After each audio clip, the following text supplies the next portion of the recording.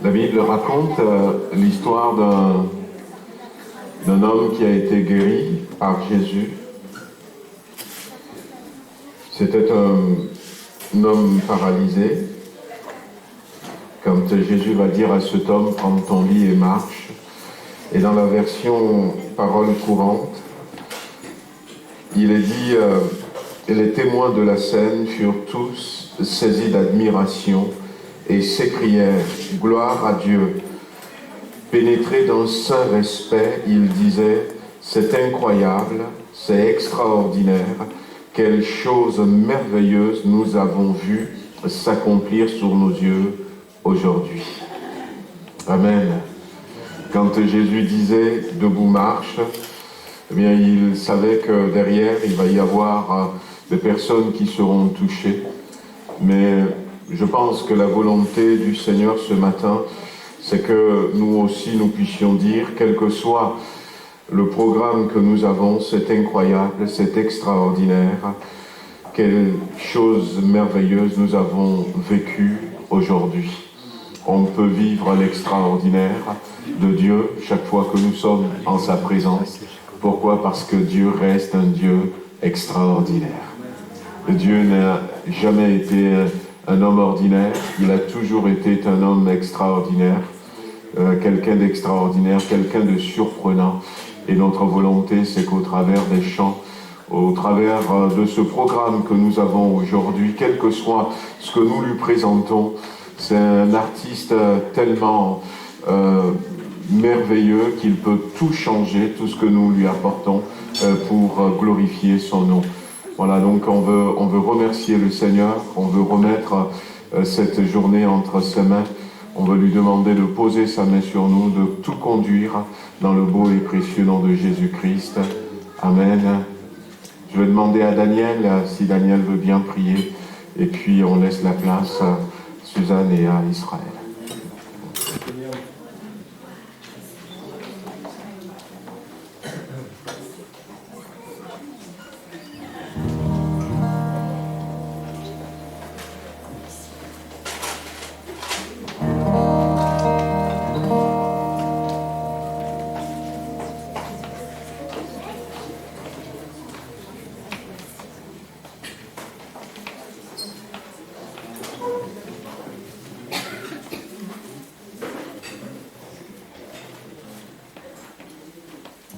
Amen. Bonjour à toutes et à tous. C'est une joie d'être rassemblés en ce lieu. Amen. Et aussi peu nombreux sommes-nous ici sur cette estrade. Ce n'est pas en nombre mais en qualité que nous voulons élever nos voix. Amen. Et on veut ce matin venir adorer le roi des rois. Que les cieux déclarent, que tout ici-bas, tout être humain puisse déclarer, venir louer son Créateur et chanter ses merveilles. Amen. Est-ce qu'on peut se lever? Amen. Que d'une seule voix on puisse commencer à élever notre adoration et notre louange, honorer la présence du roi des rois, de notre Sauveur. Alléluia.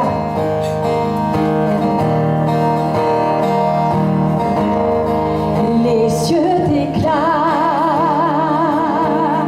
de Dieu la gloire. Que ici-bas viendront louer, chanter ses merveilles. Les cieux et les mers élèvent leur voix, et tout ici-bas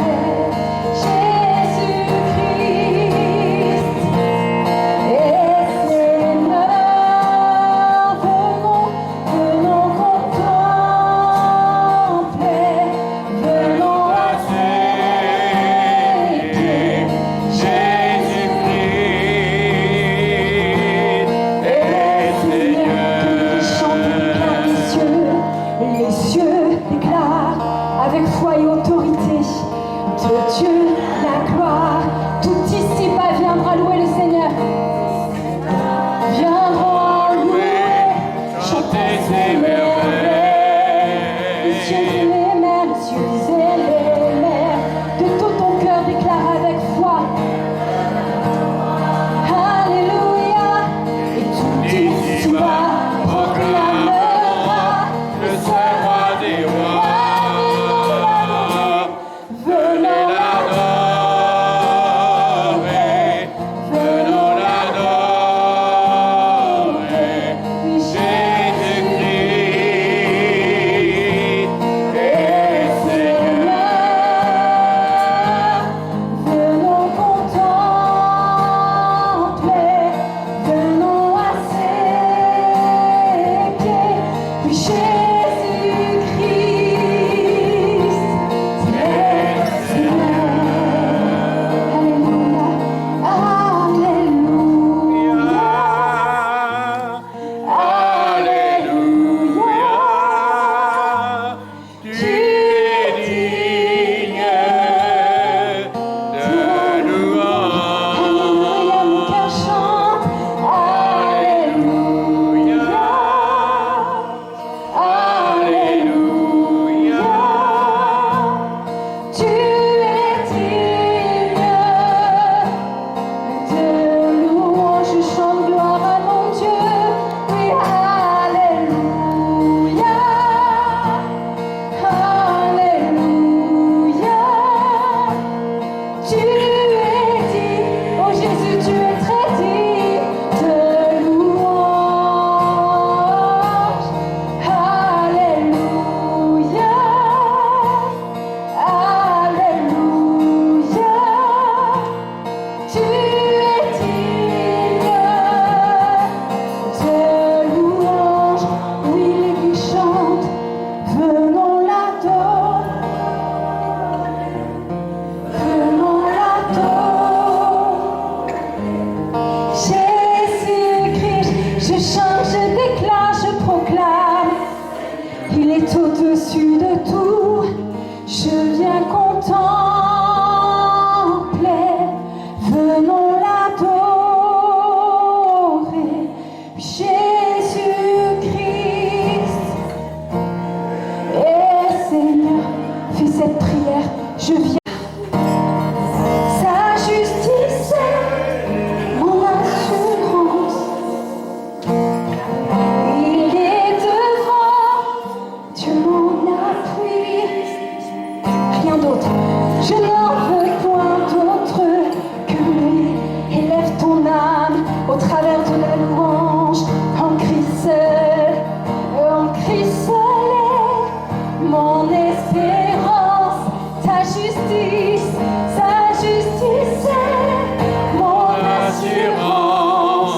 Mon rocher, Il est devant, Dieu mon appui.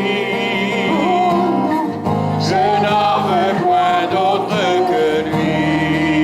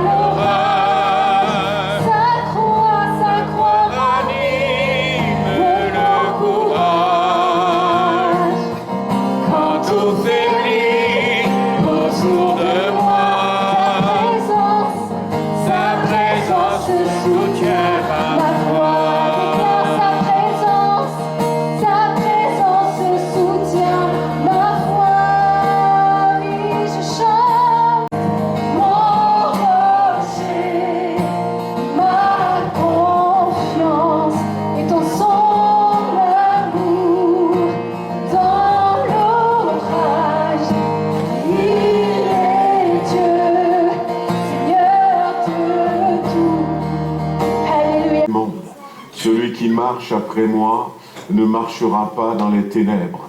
Il va dire à un moment donné, je suis le pain de vie. Et on voit que ce Seigneur que nous louons, que nous célébrons et dont nous voulons nous rappeler encore ce matin, il dira aussi, je suis le bon berger. Celui qui ne laisse pas ses brebis dans le danger. Il est le Christ de Dieu, il est le souverain sacrificateur, il est celui qui a tout créé, toutes choses ont été faites par lui et pour lui, et rien de ce qui a été créé, des choses visibles, invisibles, trône, dignité, rien n'a été fait sans lui. Il est l'alpha et l'oméga, il est même le premier-né d'entre les morts, il est celui qui détient la clé du séjour de la mort, et c'est ce Dieu qui est là présent au milieu de nous. Nous voulons nous rappeler de cela. La Bible va l'appeler prince de paix, mais la Bible dira que le prince de ce monde, c'était le diable, mais il est celui qui l'a vaincu légalement. Il a vaincu à la croix du calvaire, amen. Et celui qui guérit de toute maladie. Il n'y a pas une seule fois où on amène à Jésus une situation de santé problématique où il n'a pas trouvé de réponse. Mais ce Dieu est le même, et ce matin, nous voulons nous mettre debout pour ceux qui sont baptisés par immersion.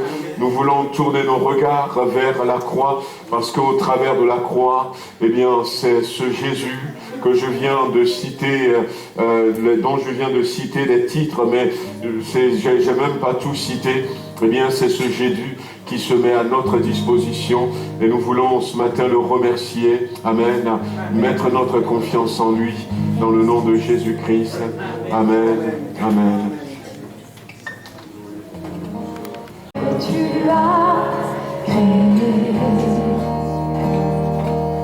les océans, tout me révèle ta majesté.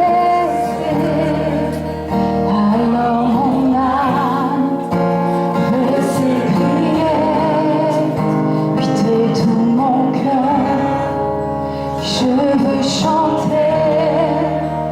Oh Dieu, tu es infiniment grand, éternel puissant, roi majestueux. Oh Dieu, tu es infiniment grand, éternel puissant, roi majestueux.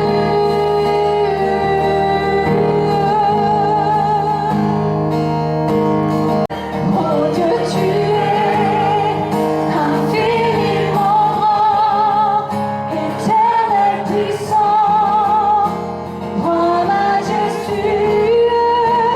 Oh Dieu, tu es infiniment grand, éternel puissant, roi majestueux.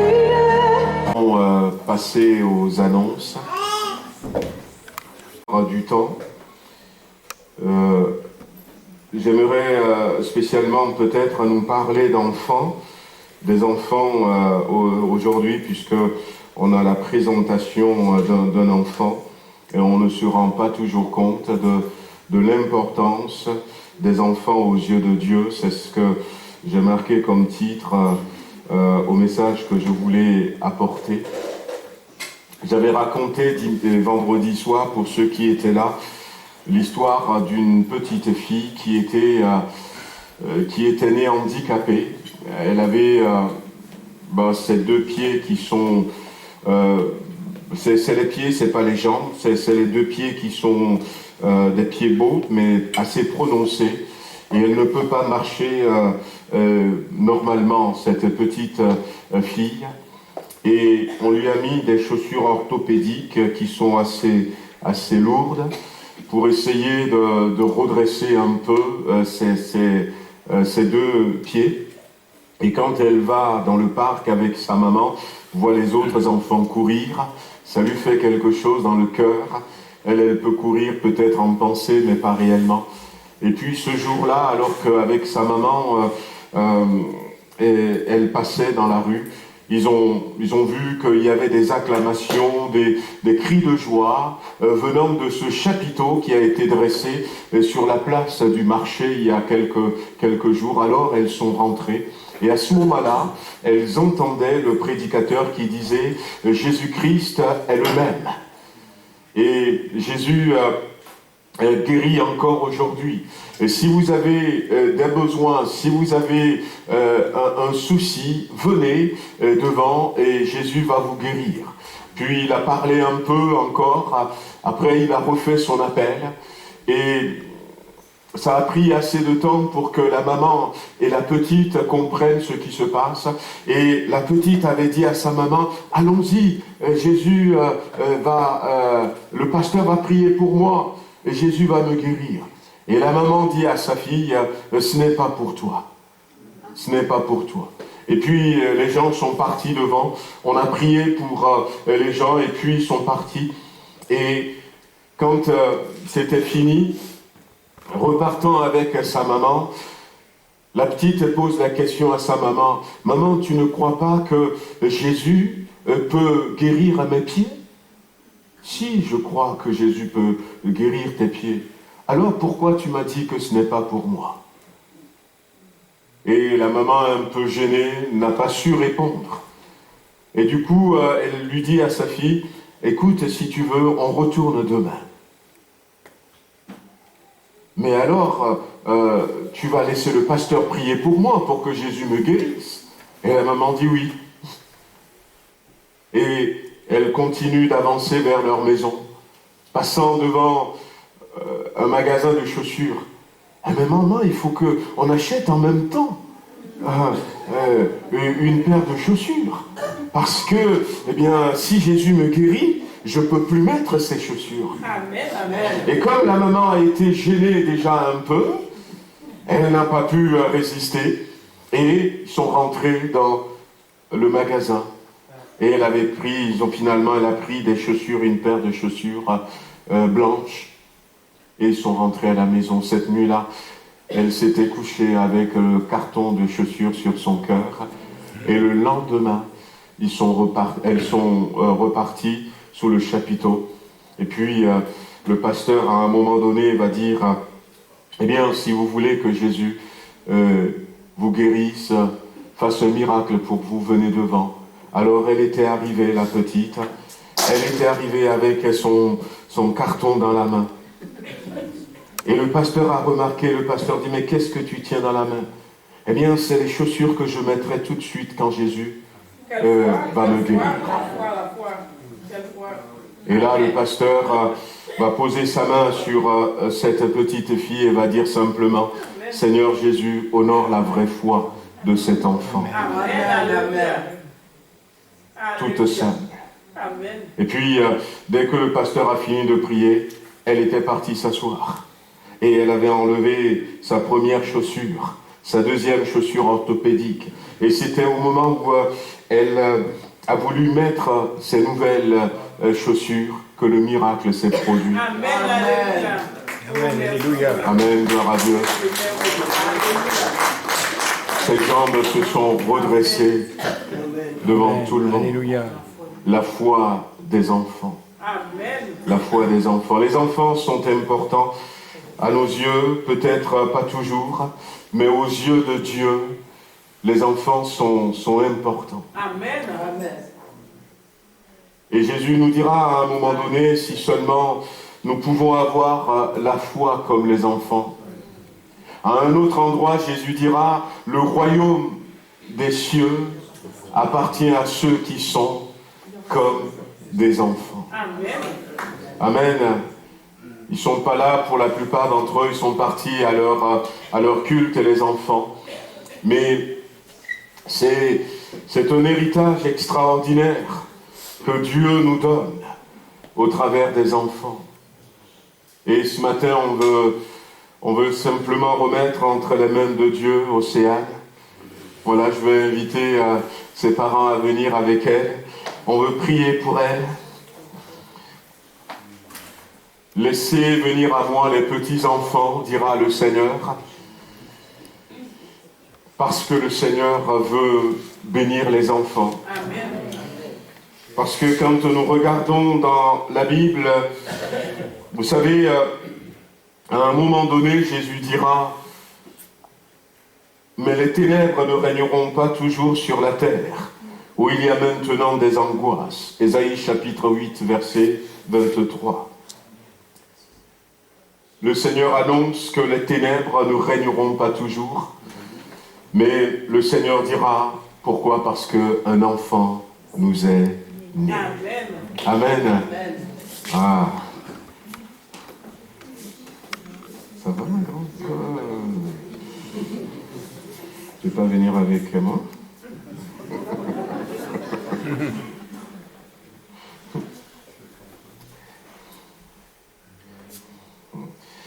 Donc, comme je disais, on reviendra peut-être sur ce verset tout à l'heure. Les ténèbres ne régneront pas toujours sur la terre. Dieu annonce la délivrance. Et dans la venue de Jésus, l'enfance aussi a une importance. Puisque dans Ésaïe chapitre 9, le verset que Ésaïe va utiliser, « Car un enfant nous est né, un fils nous est donné. » Amen. Un enfant nous est né. Ceux qui écoutaient Ésaïe à ce moment-là pourront dire, eh bien, il a dit, les ténèbres ne resteront pas toujours sur la terre. Il a dit qu'il viendra lui-même pour nous délivrer. Et puis, tout à coup, il nous dit, car un enfant nous est né. On a l'impression que, eh bien, par rapport au problème que le Seigneur cherchait à régler, ben, il ne fallait pas envoyer un enfant. Et pourtant, les enfants sont une vraie bénédiction. Et ce matin, nous voulons prier pour Océane, que le Seigneur pose sa main sur elle, que le Seigneur la bénisse. Le Seigneur a un plan formidable pour la vie de cette petite. Amen. On va prier, Océane. D'accord ? Seigneur, nous voulons remettre entre tes mains Océane. Nous te remercions pour la venue de cette petite. C'est vrai, Seigneur, tu l'as voulu, ses parents l'ont voulu. Elle est venue, Seigneur, comme une bénédiction de ta part. Et nous voulons, Seigneur, que ça soit tel. Nous prions que tu poses ta main sur elle, que tu lui donnes de grandir devant toi, et que cet enfant, Seigneur, devienne pleinement ce pourquoi tu l'as envoyé à une époque comme celle-ci, dans le nom de Jésus-Christ. Prions qu'elle soit protégée, nous prions qu'elle soit gardée, Seigneur. Nous prions, Seigneur, notre Dieu, que comme tu l'affirmes dans ta parole, que les anges et les enfants voient constamment la face du Père, que tous ses besoins, Seigneur, trouvent auprès de toi une réponse. Nous remettons, Seigneur, sa sœur, Maëva, entre tes mains. Nous prions également, Seigneur, pour ses parents. Et nous remettons toute cette famille entre tes mains. Et nous demandons que ta bonne main, que ta grâce, Seigneur, soit sur elle. Dans le puissant nom de Jésus-Christ. Amen.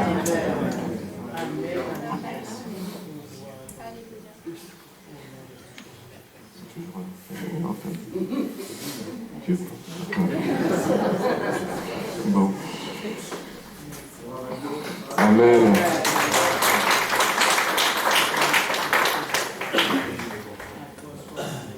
Il y a eu un homme, ça c'est une autre histoire d'enfant qui me vient, un homme qui était en Belgique il y a quelques années, quelques années en arrière. Et cet homme était contre Dieu. C'était un athée, trempé. Et il faisait partie de la partie communiste et il travaillait au journal, de la partie communiste. Et puis, il veut rien entendre de Dieu. Il sait que Dieu existe parce que il a croisé le chemin de l'évangile, mais il est contre Dieu. Et puis, un jour, sa sœur, qui a eu une petite fille, eh bien, la petite fille de sa sœur était tombée gravement malade. Et son état s'est dégradé rapidement à la maison. Et puis sa sœur lui demande à cet homme maté, est-ce que tu peux garder la petite? Et je vais vite aller chercher un médecin. Alors il était là, il gardait la petite. La petite, elle faisait de la fièvre et elle n'était pas bien du tout. Et quand la sœur était partie quelque temps après, eh bien, la respiration de la petite était devenue de plus en plus saccadée. Elle sentait qu'elle partait. Alors elle appelle son oncle, « Tonton, s'il te plaît, prie pour moi. » Alors son oncle qui est athée, qui ne veut pas entendre parler de Dieu, lui dit, « Écoute, t'inquiète pas, maman va venir. » Puis à un moment donné, elle dit, « Je suis en train de mourir, tonton. S'il te plaît, prie pour moi. » Et cet homme athée va se mettre à genoux et va dire, « Oh Dieu, si tu existes, sauve ma nièce. » Ça a duré quoi? Peut-être une seconde. Et quand il a ouvert les yeux, elle s'était endormie. Alors il n'a pas osé toucher. Et ce qui s'est passé, c'est que quelques minutes, quelques temps après, sa maman était venue avec le médecin. Ils ont réveillé la petite et le médecin a constaté qu'elle est entièrement guérie. Amen. Ce jour, cet homme avait déchiré sa carte communiste, était devenu un grand évangéliste. Amen. Merci Seigneur. En Belgique, allait de lieu en lieu pour annoncer l'évangile. Amen. La foi des enfants. Amen. Alléluia. La foi des enfants. La Bible nous dit, la Bible, je veux revenir sur ces quelques promesses que Dieu nous avait faites. Ces promesses dans Ésaïe chapitre 8, verset 23, comme on avait lu tout à l'heure. Mais les ténèbres ne régneront pas toujours sur la terre, où il y a maintenant des angoisses. Le chapitre 9 nous dira ceci au verset 1er, le peuple qui marchait dans les ténèbres voit une grande lumière. Sur ceux qui habitaient le pays de l'ombre de la mort, une lumière resplendit. Et on peut continuer au verset 3, Ésaïe chapitre 9, car le joug qui pesait sur lui, le bâton qui frappait son dos, la verge de celui qui l'opprimait, tu les brises comme à la journée de Madian. Car toute chaussure qu'on porte dans la mêlée et tout vêtement guerrier roulé dans le sang seront livrés aux flammes pour être dévorés par le feu. Et le verset 5 nous dit ceci, parce qu'un enfant nous est né, car un enfant nous est né, un fils nous est donné, et la domination reposera sur son épaule. On l'appellera admirable, conseiller, Dieu puissant, Père éternel, Prince de la paix. Amen. Oui, Dieu a voulu que ce soit comme ça. Quand nous regardons dans la Bible, Luc chapitre 2, le verset 10, un ange était venu voir ces bergers qui étaient là, et l'ange va leur annoncer cette bonne nouvelle. La Bible dira, après cela, il y avait d'autres anges qui vont se joindre à cet ange, et ces bergers, et quand ils ont vu l'ange, ils ont eu peur, mais l'ange leur dit au verset 10, « Ne craignez point, car je vous annonce une bonne nouvelle qui sera pour tout le peuple le sujet d'une grande joie. » C'est qu'aujourd'hui, dans la ville de David, il vous est né un sauveur, qui est le Christ, le Seigneur. Et voici à quel signe vous le reconnaîtrez, vous trouverez un enfant, emmailloté et couché dans une crèche. Vous voyez, des fois, ça nous semble un peu disproportionné quand on entend Dieu parler de la foi d'un enfant, quand on entend Jésus qui nous invite à être comme des enfants, à le ressembler. On se dit, mais moi, les soucis que j'ai, les problèmes que j'ai, les promesses sur lesquelles je veux me tenir sont tellement grandes que la foi d'un enfant n'est pas suffisante. Mais Jésus est passé par là. Et heureusement que Jésus est passé par là. Dans un enfant, il y a déjà. La Bible dira, on l'appellera admirable, on l'appellera conseiller, on l'appellera Dieu puissant, l'Éternel, le prince de la paix.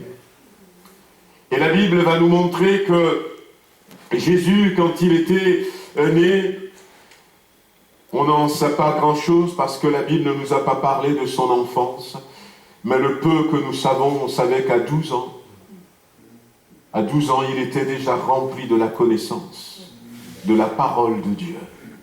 À 12 ans, il était conscient de ce pourquoi il est venu. À 12 ans, il est capable de confondre les pharisiens, les sadducéens. Que le Seigneur nous donne de protéger nos enfants. Les enfants sont une richesse, un héritage. Les enfants ont de la valeur. Amen. Les enfants, eh bien, Dieu veut les utiliser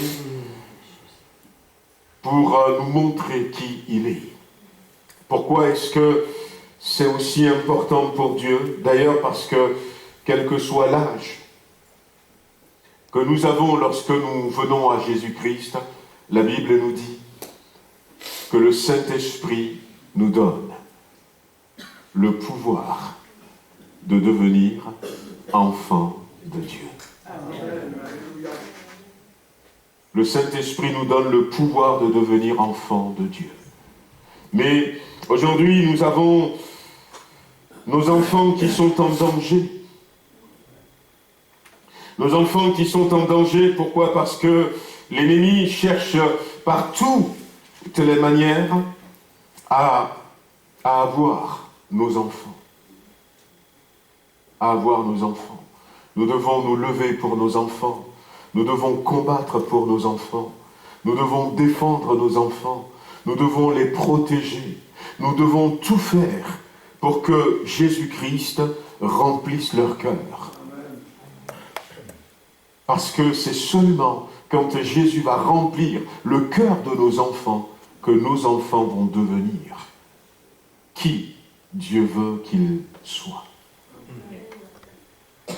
Dans la Bible, lorsque Dieu va appeler Samuel, la Bible dira que ce petit garçon, il avait été amené dans le temple quand il a été sevré. À quel âge, à ce moment-là, un enfant est sevré? À 2 ans, à 3 ans? Mais quand il a été sevré, quand il n'avait plus besoin du lait de sa maman l'a amené dans le temple et l'a laissé. Il a prêté toute sa vie à Dieu. On dirait, mais c'est un enfant. Et Dieu va parler à cet enfant. Quand Dieu l'a appelé Samuel, pendant la nuit alors qu'ils étaient couchés, il s'était levé, il est parti voir le sacrificateur Élie, et il a dit, me voici maître parce que tu m'as appelé. Je ne t'ai pas appelé, retourne te coucher. Et puis Dieu est revenu, Samuel. Il se lève, il va voir Élie, me voici parce que tu m'as appelé. Je ne t'ai pas appelé. Il est parti se recoucher. Dieu est revenu. Samuel. Il se lève une 3e fois. Il retourne vers Élie. Il dit, me voici, tu m'as appelé. Et là, Élie a dit, écoute, mon enfant, va te coucher. Et si tu entends t'appeler, tu te lèves et tu dis, me voici, Seigneur, ton serviteur écoute, parle.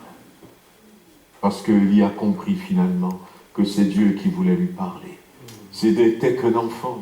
Il ne savait même pas discerner la voix de Dieu. Et pourtant, Dieu avait insisté pour parler à cet enfant, à ce garçon. Et il est devenu cet homme extraordinaire, le prophète Samuel, sacrificateur, juge, en Israël. Lorsque Dieu va appeler David, pour la première fois, quand Dieu a demandé à ce Samuel de oindre David comme roi, on pensait que, eh bien, David devait avoir une quinzaine d'années. Il était encore adolescent. Il a reçu l'onction, et puis après, il a continué sa vie. Et on pensait que quand il avait confronté Goliath, quelques temps après, peut-être des mois, des années plus tard, il devrait avoir à peu près 17 ans. Quand Joseph a été vendu par ses frères, il n'était qu'un adolescent, mais Dieu avait un plan pour la vie de cet enfant. Dieu avait un plan pour ce garçon. La Bible dira que, eh bien, au moment où... et c'était étonnant, parce qu'il était dans sa famille, il vivait, il était aimé de son père. Mais à partir de ce moment où, peut-être à 13 ans, 12 ans, on ne sait pas, il était devenu Premier ministre à l'âge de 30 ans. Mais quand Joseph s'était séparé de sa famille, et la Bible va nous dire, l'Éternel était avec lui. Il n'avait plus sa maman, ça fait déjà un moment, et là il n'avait plus son père, il n'avait plus ses frères, et mais le Seigneur était là, présent. Dieu veut que nous gardions les enfants, que nous les protégions. Et je veux revenir sur ce passage, puisqu'il n'y avait pas beaucoup de personnes qui étaient là. Dans 2 Rois, chapitre 4, 2 Rois, chapitre 4, le miracle de l'huile et de la veuve. La Bible dit qu'il y avait une femme, le verset 1er, parmi les femmes des fils de prophètes, et cette femme dit à Élisée, ton serviteur, mon mari, est mort, et tu sais que ton serviteur craignait l'Éternel. Or, le créancier est venu pour prendre mes 2 enfants et en faire ses esclaves. L'ennemi cherchera, frères et sœurs, amis qui êtes là, à prendre en esclavage nos enfants.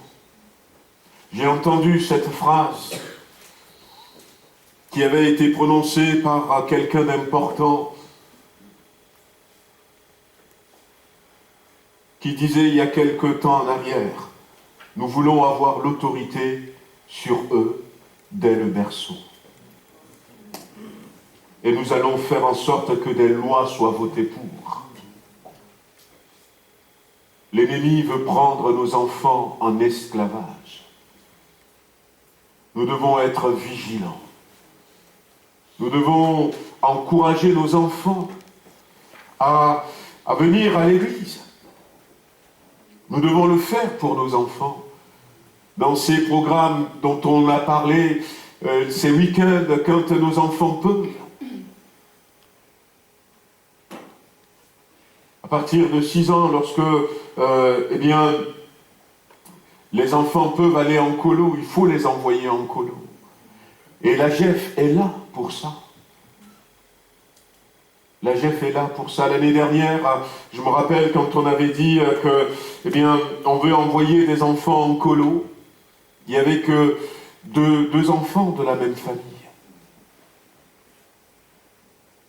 qui étaient partis. Mais si nous pouvons, parce que dans ces endroits, on remplit leur cœur de Dieu. On remplit leur cœur de Dieu. Il faut d'abord remplir leur cœur de Dieu. J'avais lu un livre il y a très très longtemps de cela.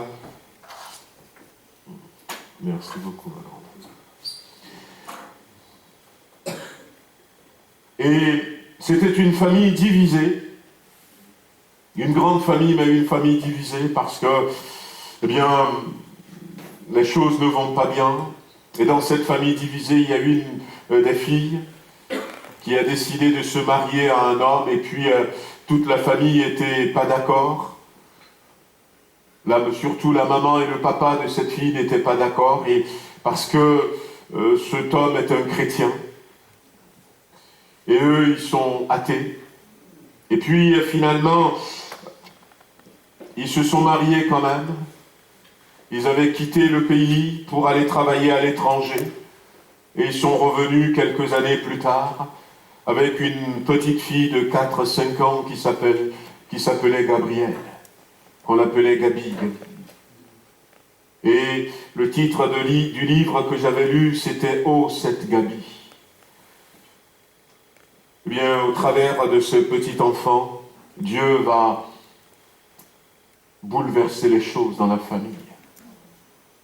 Dieu va faire en sorte que la famille non seulement va se réconcilier, mais aussi la famille va trouver le chemin du salut. Amen. Et c'est pour ça que l'ennemi cherche à avoir nos enfants. C'est pour ça que l'ennemi cherche à avoir nos enfants, frères et sœurs.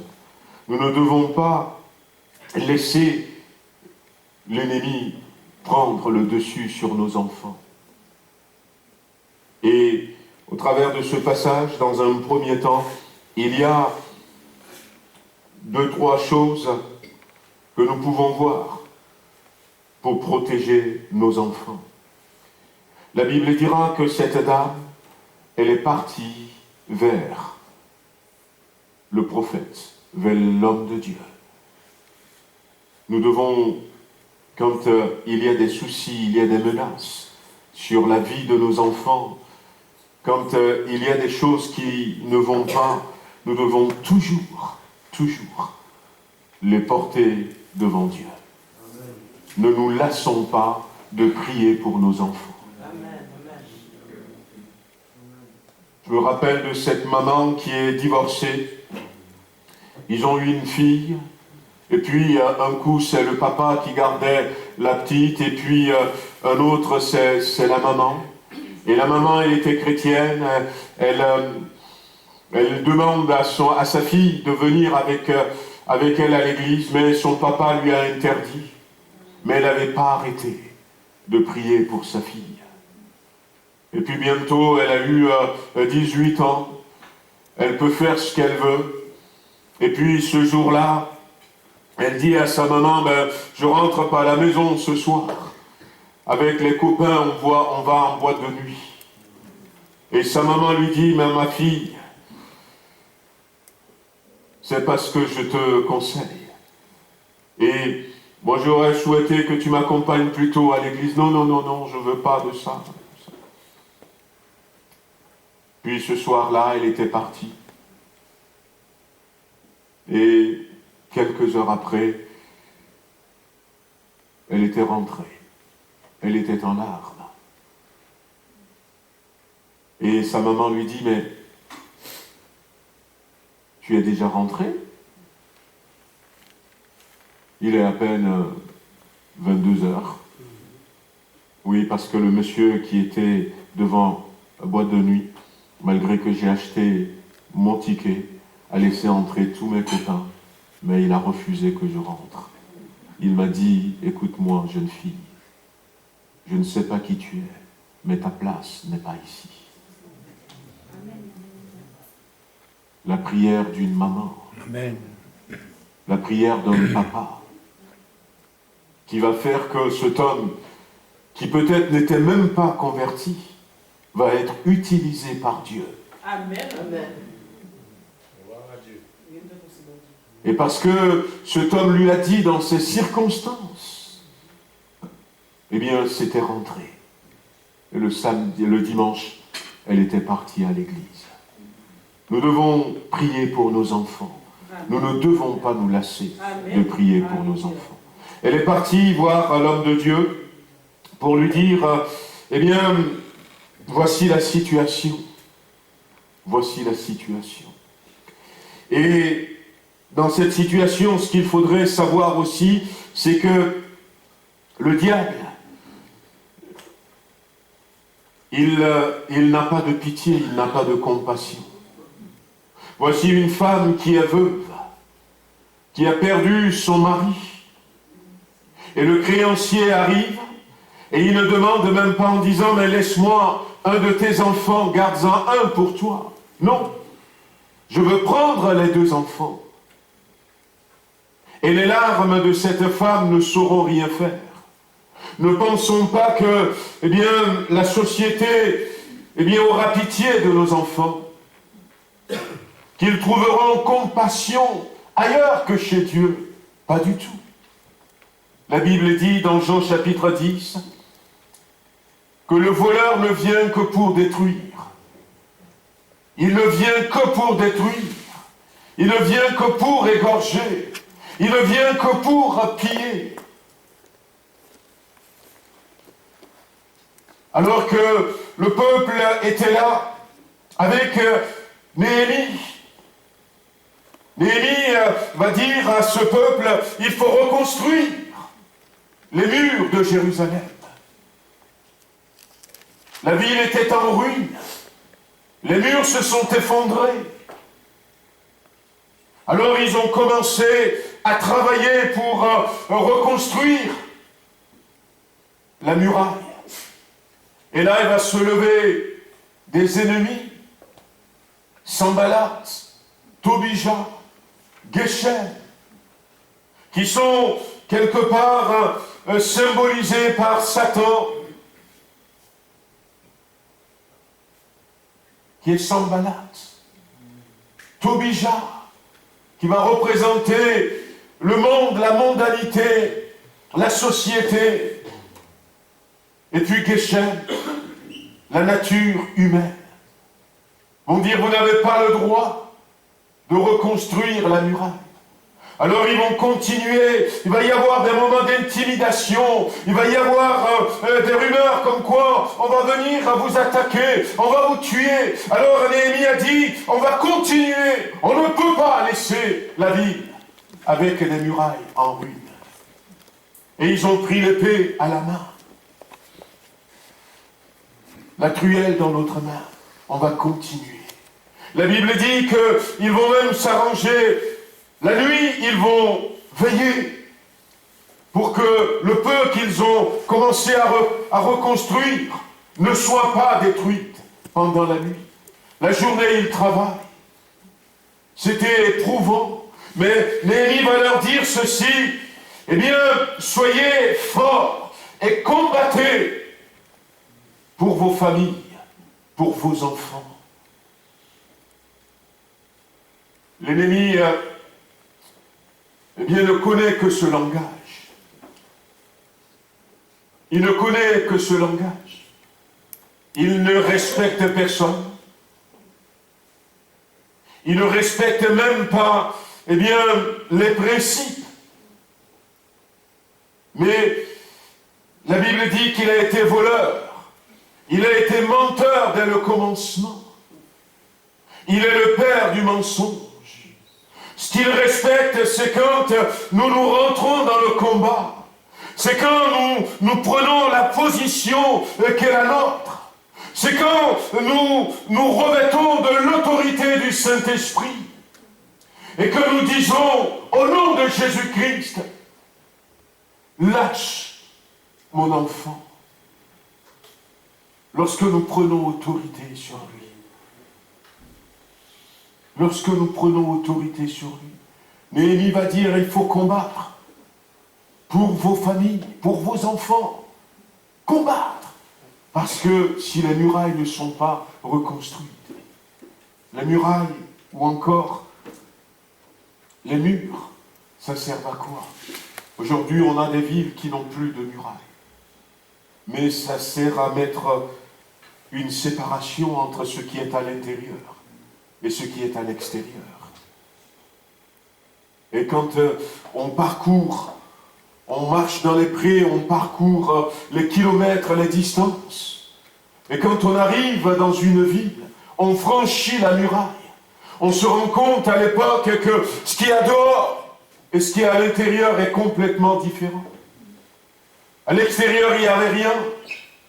Mais à l'intérieur, il y a des magasins, il y a des maisons, il y a des hommes. À l'extérieur, on peut rencontrer de temps en temps un berger avec des brebis, ou des gens qui peut-être revenaient de quelque part. Les murailles vont servir aussi à nous protéger contre tout danger. Et sur le plan spirituel, nous avons besoin de cette séparation. Nous avons besoin de cette séparation. Ce matin, il a été question de sainteté. La sainteté est une muraille qui nous protège, qui nous garde. Et si nous voulons combattre pour nos enfants, nous avons besoin de veiller à marcher dans la sainteté, à nous repentir quand il le faut. Dis Seigneur, pardonne-moi, j'ai mal fait. Aide-moi à marcher dans la sainteté. Nous avons été lavés par la croix de Jésus-Christ la première fois que nous sommes venus. Maintenant que le Seigneur nous donne de marcher dans la sainteté. Les murailles sont là pour empêcher l'ennemi de venir. Ces murailles peuvent constituer notre vie de prière, notre vie de consécration. Et nous avons besoin de combattre pour nos enfants, aller vers Dieu dans la prière, aller vers Dieu dans des moments de combat spirituel et combattre pour nos enfants. Dieu entend la prière que nous faisons. Dieu entend la prière que nous faisons. Ne nous trompons pas. Ô toi qui écoutes la prière, tous les hommes viendront à toi. C'est ce que David disait à Dieu. Dieu entend la prière. Amen. Ne nous lâchons pas de continuer. Amen, amen. Et puis, Élisée dira à cette femme, et c'est là où c'est intéressant, Élisée va lui dire ceci, qu'est-ce que tu as dans ta maison? J'ai un fond d'huile. J'ai un fond d'huile. Et je disais que nous avons besoin encore et encore, et nous aurons besoin, frères et sœurs, amis qui êtes là ce matin, du Saint-Esprit.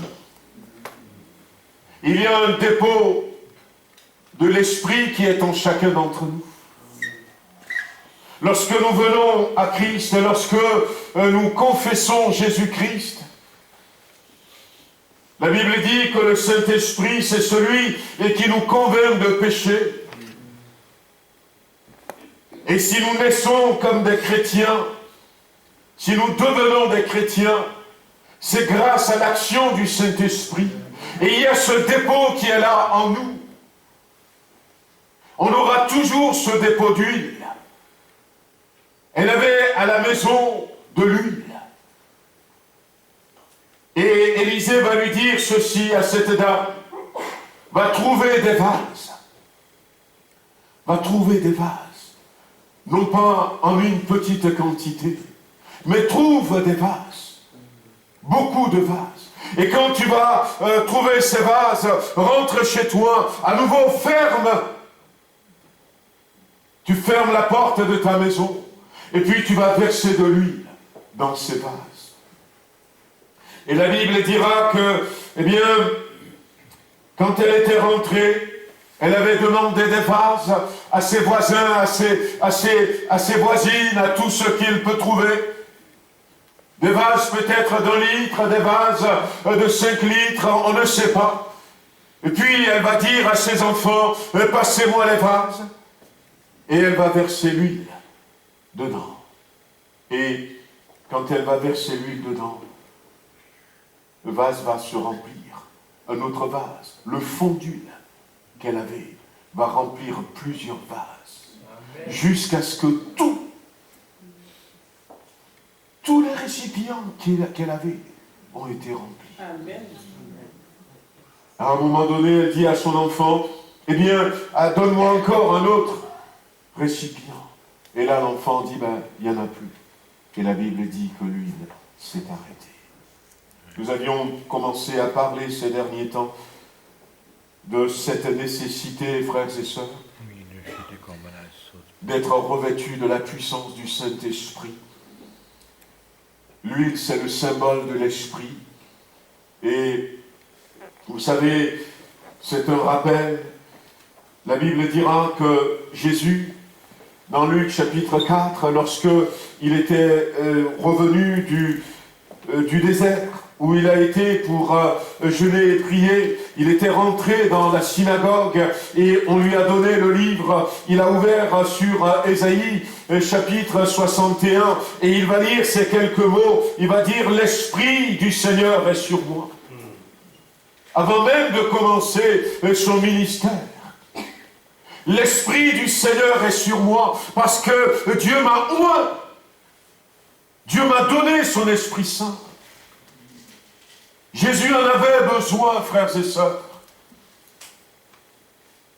La Bible dit qu'il a été revêtu du Saint-Esprit. Quand il était parti au désert, il était conduit par le Saint-Esprit. Il était revenu dans la puissance du Saint-Esprit. Parce que ce créancier, ce Sambalat, Tobija et Geshem, pour protéger nos enfants, on ne peut pas le faire sans le Saint-Esprit. Sans le Saint-Esprit. Et il faudrait que le Seigneur nous donne, que nous multiplions le dépôt qu'il avait mis en nous. Que nous multiplions le dépôt que nous avons en nous. Dans le livre des Actes des Apôtres, Pierre va se retrouver devant Corneille, Actes chapitre 10. Et là, il va parler de Jésus. Il a prêché l'évangile. Et en parlant de Jésus, il va dire ceci, tout le monde sait, ou encore, vous n'ignorez pas comment Dieu a oint du Saint-Esprit et de force Jésus-Christ. Jésus a fait son ministère avec l'onction du Saint-Esprit. Vous n'ignorez pas comment Dieu a oint du Saint-Esprit et de force Jésus de Nazareth, qui allait de lieu en lieu et qui délivrait tous ceux qui étaient sous l'emprise de Satan. Voyez-vous, c'est une chose que de prêcher l'évangile, mais c'est une autre que de dire non, mes enfants ne seront pas esclaves. Et les puissances que nous avons en face de nous, ceux qui cherchent à aliéner nos enfants, ceux qui cherchent à rendre esclaves nos enfants, la Bible dit que c'est des dominations, c'est des autorités, c'est des esprits méchants dans les lieux célestes. Et ce matin, eh bien, j'ai voulu nous parler de nos enfants, que le Seigneur nous donne, que nos enfants soient, à l'instar de ce verset que nous avions lu tout à l'heure, un enfant nous est donné. Un enfant nous est né, un fils nous est donné. Mais on l'appellera admirable, conseiller, Dieu puissant, Père éternel, Prince de la paix. Je crois que dans chaque enfant, Dieu a déposé ses qualités. Pour que ce soit une bénédiction.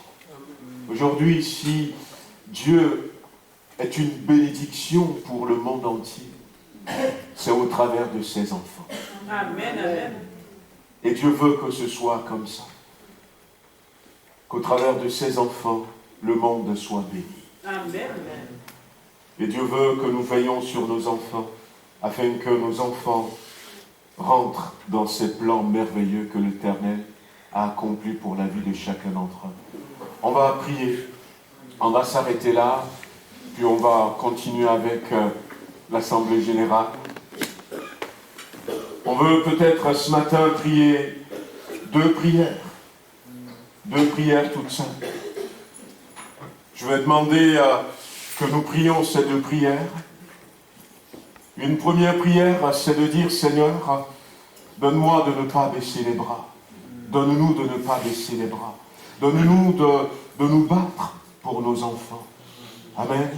On veut demander cela à Dieu ce matin. On veut vraiment lui dire, Seigneur, interviens, pose ta main et donne-nous de nous battre pour nos enfants. Je vais demander à Thérèse, notre sœur Thérèse, si elle veut bien prier cette prière pour nous. Et puis après, je demanderai à un frère aussi de prier une deuxième prière et on va terminer comme ça. On prie ensemble avec notre sœur. Seigneur, nous voulons te dire merci pour ta parole, Seigneur. Elle est illuminant par nos pieds de lumière sur notre sentier, Seigneur. Chaque jour, nous voulons garder nos yeux fixés sur elle, Seigneur. C'est elle qui nous aide, Seigneur, à nous occuper de nous, à prier pour nos enfants, nos petits-enfants, Seigneur. Nous les plaçons tous devant toi, Seigneur. Tu les connais tous, Seigneur. Rien n'est caché à tes yeux, Seigneur. Pour ma part, tu connais Isabelle, Seigneur. Je te la confie encore ce matin, Jésus. Oh, s'il te plaît, Seigneur, s'il te plaît. Pose tes mains sur elle, Seigneur. Qu'elle puisse réaliser que tu es son papa du ciel, que tu es elle, ton enfant, Seigneur. Et que tu ne l'as jamais abandonné, Seigneur. S'il te plaît, pose tes mains bénissantes. Et Alléluia. son cœur, Seigneur. Bénis chacun de nos enfants ici présents, nos petits-enfants. Garde-les, protège-les de ce monde corrompu. Amen. Protège-les, Seigneur, du Saint-Esprit, Seigneur, qui soit là pour marcher avec toi, pour aller de l'avant, pour faire des expériences avec toi. Seigneur, je te les confie en tous, dans le nom précieux de Jésus. Merci. Amen. Amen, alléluia. Nous disons, Seigneur, Amen à la prière de notre sœur. Elle a aussi prié pour tous les enfants qui peut-être en ce moment même, Seigneur, sont sous le joug de l'ennemi. Seigneur, tu as dit dans ce verset que nous avions lu tout à l'heure que le joug qui pesait sur les gens, le joug qui pesait, ce joug sera brisé. Seigneur, dans le nom puissant de Jésus-Christ, je veux compléter, Seigneur, cette requête de notre sœur, que ce matin, Seigneur, tu connais toutes nos familles, tu connais nos cœurs, et tu connais tous nos enfants, Seigneur, qui en ce moment même ont besoin de délivrance, ont besoin d'être libérés, Seigneur, ont besoin, Seigneur, que l'étau du créancier soit brisé de dessus leur vie. Et nous te demandons de nous exaucer au nom de Jésus-Christ. Amen. Renard, Simon, Gardena, Seigneur. Je te prie, Seigneur, de lever la main de l'ennemi, Seigneur, qui les conduit dans un chemin qui n'est pas le tien. Tu les vois, ils sont en souffrance, Seigneur. Je te les remets du plus profond de mon cœur, Seigneur, afin que tu les conduises sur ton chemin de vie et de lumière. Que tu les ôtes du joug de l'ennemi, Seigneur. S'il te plaît, Seigneur, je t'implore. Entends nos prières, Seigneur, au nom de Jésus. Amen. Amen. Oui, Seigneur, Père éternel, sers-toi de nous, Seigneur. On va peut-être s'arrêter là, mais ça vaut la peine de temps en temps peut-être de pouvoir prendre du temps pour prier pour rien que pour nos enfants, pour nos petits-enfants, pour nos neveux, nos nièces, tout ça, parce que l'ennemi veut prendre les enfants. Que le Seigneur